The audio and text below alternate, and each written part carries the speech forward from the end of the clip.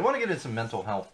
I don't have a ton of stuff this week. Last week I feel like it was fire and brimstone on mental health because Piers Morgan is an ignorant asshole. But so I don't have a ton, but I did want to talk about this. And this topic actually came up on the Mighty, which is something I tend to follow because there's good tips on there. There's good stuff to share with all of you, and there's good stuff really just for me personally. And that would be the topic of isolation versus chronic isolation.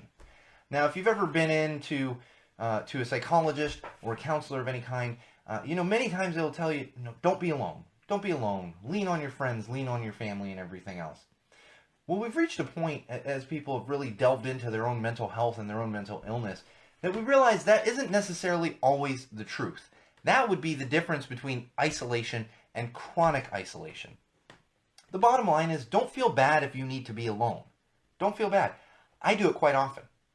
It's very difficult for me to be alone because I have a 2-year-old at home, but I do it quite often. Sometimes I just need to be alone. Sometimes there could be a big social event going on, and obviously I wouldn't if it was a wedding or something, but there might be a big party going on or something, and I'm just like, you know what?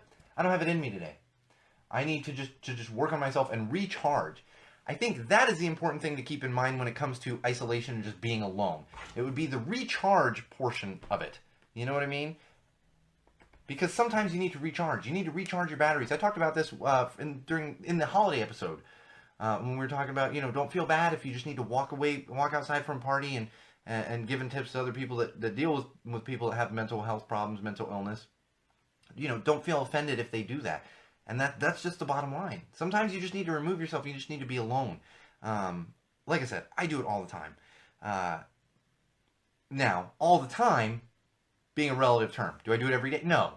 But like I said, sometimes I need to be alone. When it's all the time, when you go days on end by yourself in bed, that's when you do need to get help from family, from friends, from a counselor, from a psychiatrist, a psychologist, whatever it might be.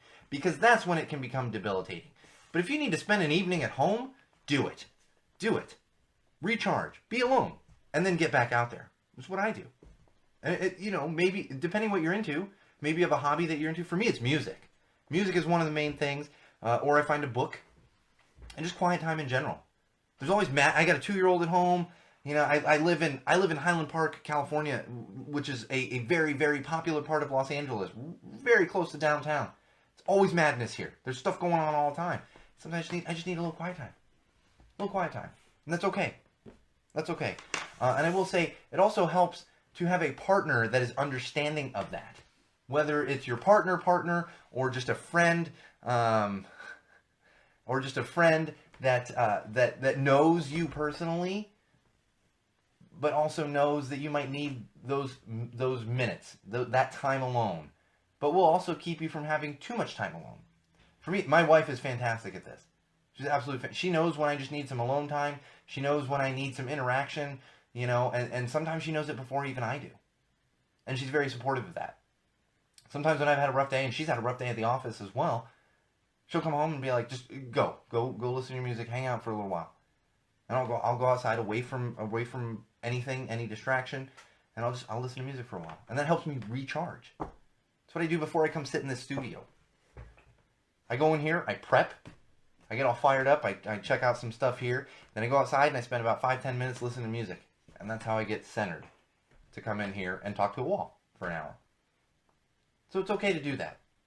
Isolation is okay. Chronic isolation is what you want to avoid as much as possible, the days on end. And I bring this up, why? To tell you all it's okay. It's okay to feel that way. It's okay to want to detach a little bit. There's nothing wrong with that.